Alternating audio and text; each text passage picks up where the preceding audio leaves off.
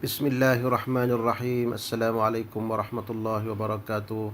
Bertemu kembali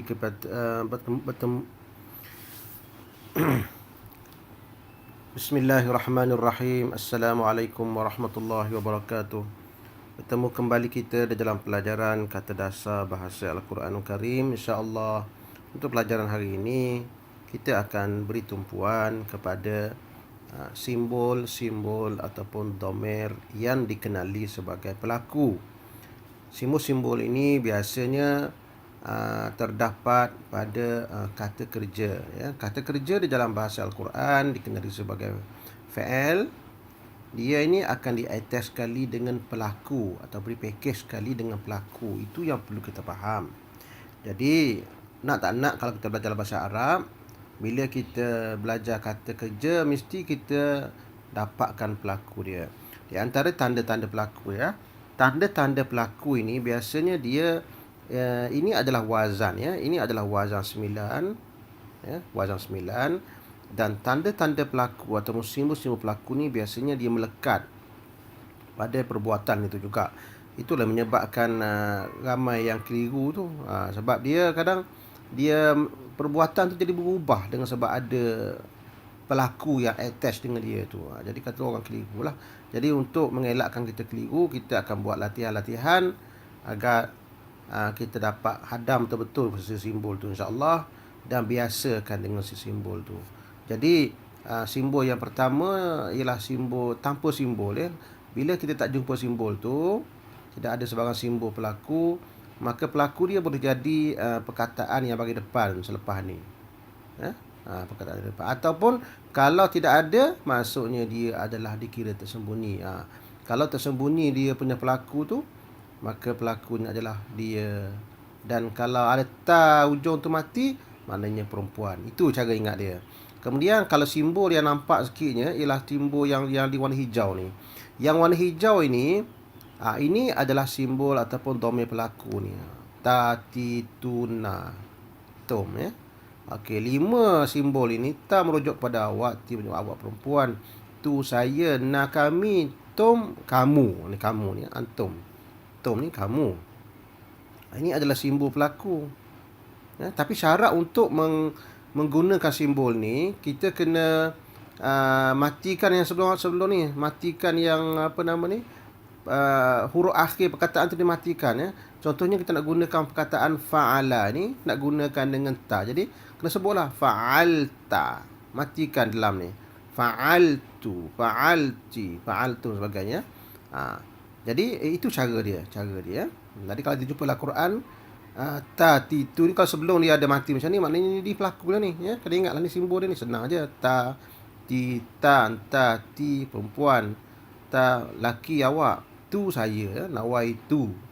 Allahumma lakasum tu wa bika amantu wa ala rizkika aftartu. Nawaitu sabtu tu mana saya lah tu. Nah pula, Allahumma lakasumna bika amanna wa ala rizkika aftarna bi rahmatika. Nanna semua ni tom sebagainya. Ini adalah simbol pelaku yang dipakejkan sekali dengan perbuatan ni. Dipakejkan sekaligus, ya. Jadi jangan keliru lah. Apabila kita jumpa tom di hujung ni, maknanya itu adalah pelaku. Dan juga satu lagi simbol yang penting untuk pelaku ni ialah waw. Waw ni biasanya dia menunjukkan ramai. Di mana waw tu bila dia attach dengan kata kerja, dia akan menunjukkan kata kerja tu ramai yang buat. Fa'ala jadi fa'alu. Af'ala jadi af'alu. Begitulah seterusnya. Istaf'ala jadi istaf'alu. Begitulah, ya.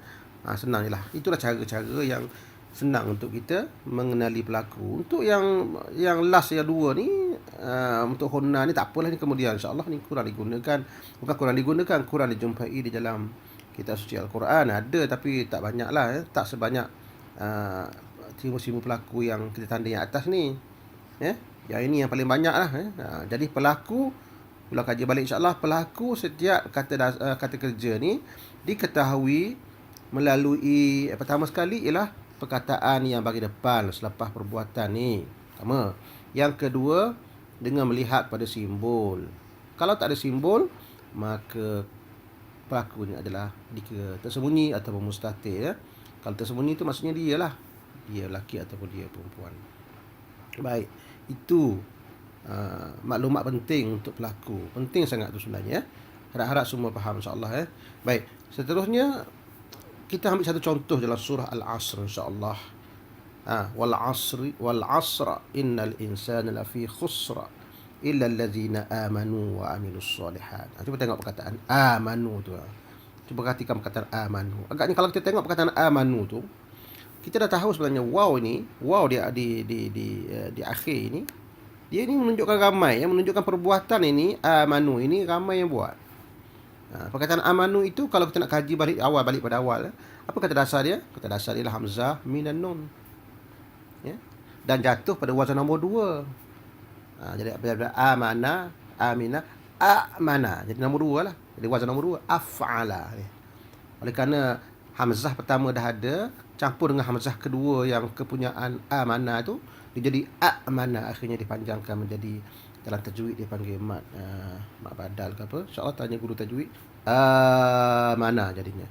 Apabila amana rasulu bima unzil. Jadi amana, apabila amana tambah dengan waw jadi amanu.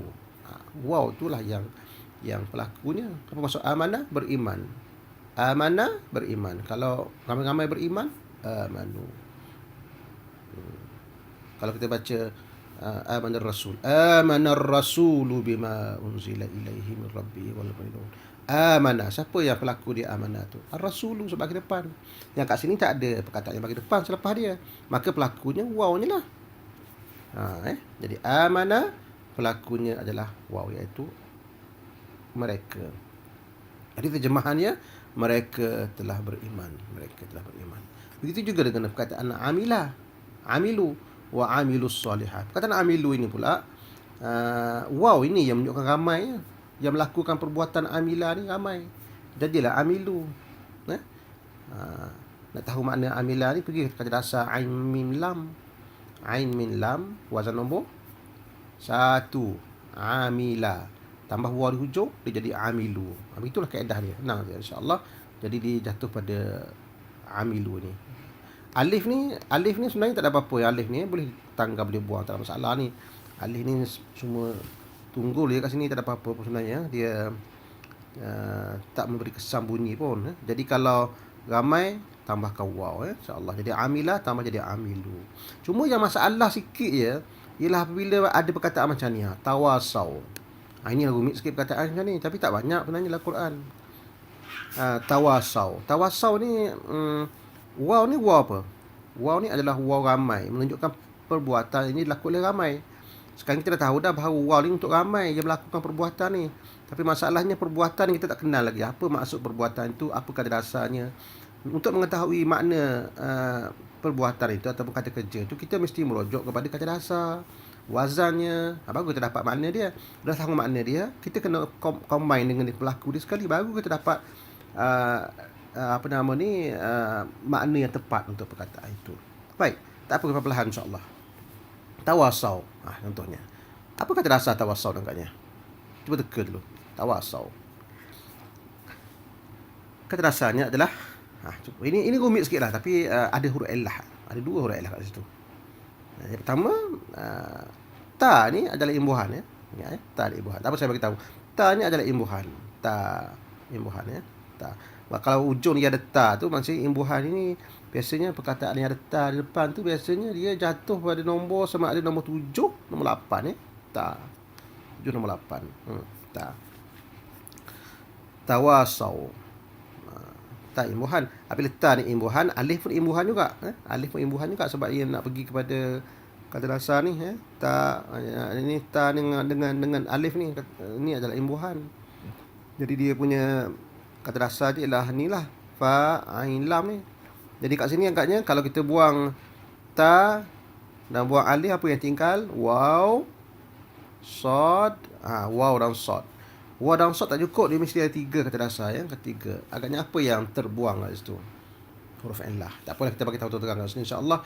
Perkataan tawasau ni sebenarnya berasal daripada kata dasar waw. Kita besar sikit insya-Allah. Waw, sod. Sebenarnya banyak perkataan macam ni dalam Quran, tapi kadang-kadang tu kita tak perasan dia punya kata dasar dia. Kata dasar ialah waw, sad, ya. Kalau kita pergi kepada kita punya buku teks tu, dalam bahagian kedua, bab waw, lepas tu kita cari waw, sad, ya, adakah ada makna dia. Nak tahu makna dia, kita kena pergi kepada wazan nombor 7. Ni nombor 7 ni. Macam mana jadi nombor 7 tu macam ni ya. Ni kata dasar dia, waw, sad, ya. Lepas tu dia jatuh pada wazan nombor 7. Wazan nombor 7 ialah tafa'ala kan? Tafa'ala. Mana dia punya kata dasar dia? Kata dasar ialah waw, sad, ya. Jadi masukkan tempat fa ni masukkan waw. Tempat ya ni, tempat lam ni masukkan ya. Tempat ain ni sad. Dan lam tempat ya. Begitulah ya, supaya masuk wazan tu. Inilah perkataannya. Jadi sebutnya macam ni ya. Wazan nombor 7 ya, tawasa. Jadi tawasa. Macam ni bentuk jadinya, tawasa ni pula sebelum kita pergi kepada pelaku dia, apa maksud tawasa? Wasaya ni dia punya kata dasar ni, dia memberi makna wasiat. Wasiat bahasa Melayu dia, wasiat. Pesan. Wasiat. Pesan, wasiat, wasaya. Jadi lepas tu dia jatuh pada wazan nombor 7. Jadi tawasa. Wazan nombor 7 ni biasanya dia akan memberi makna saling. Apa kita bagi tahu sikit makna dia. Kalau wazan nombor 7, biasanya kata dasar ataupun perkataan itu kalau jatuh nombor 7, dia akan memberi makna saling. Kalau ke wasaya maksudnya pesan, jadi tawasa maknanya saling pesan memesan. Seorang itu tawasa. Kalau ramai-ramai tawasa, tambahkan apa? Tambahkan waw. Waw ini menunjukkan ramai ya. Waw. Sebab kita kata kalau nak ramaikan dia, tambah apa? Tambah waw. Ramaikan. Dia nak kata mereka pesan memesan. Jadi sekarang ni kan tambahkan waw. Kalau perkataan biasa, tambah waw senang je lah. Fa'ala, fa'alu, af'ala, af'alu. Tapi perkataan yang ada huruf illah ni, bila tambahkan waw, dia tengok jadi macam ni. Tengok. Tambah waw, bila waw tu masuk, tengok ya, tunjukkan macam mana. Bila waw tu masuk, waw ramai ni kan, dia akan langgar huruf illah tu. Jadi tak ada huruf illah lagi lah. Huruf illah langgar huruf illah tu. Sebab entah macam mana huruf illah tu jadi terpelanting keluar. Jadi tawasau. Sebutnya insyaAllah tawasau. Itulah perkataannya tawasau tu. Maknanya mereka saling pesan memesan. Tawasau. Asalnya ada je tu, ada. Asalnya ada je. Bila kita masukkan waw, ditendang je tu. Tengok. Jadi tawasau. Manakala alif depan ni kan optional ni tak masalah ni ya. Tak ada masalah alif ni, ada tak ada tak apa. Tapi biasa diletakkan alif ni ya. Bunyi tak ada. Jadi itulah ditawasau tu. Jadi fahamlah kita insya-Allah ulang kaji berkenaan dengan kata dasar ni. Jadi kata dasar dan pelaku kata kerja. Jadi amat penting untuk kita memahami dan hadam kaedah ni insya-Allah. Kerana kaedah ni akan ada dalam ayat-ayat Quran, dalam hadis-hadis Nabi SAW. Memang digunakan, memang penggunaannya begitu tepat dan teliti sekali insya-Allah. Jadi cukup untuk pelajaran kita pada hari ini. Bertemu lagi dalam pelajaran akan datang. Assalamualaikum warahmatullahi wabarakatuh.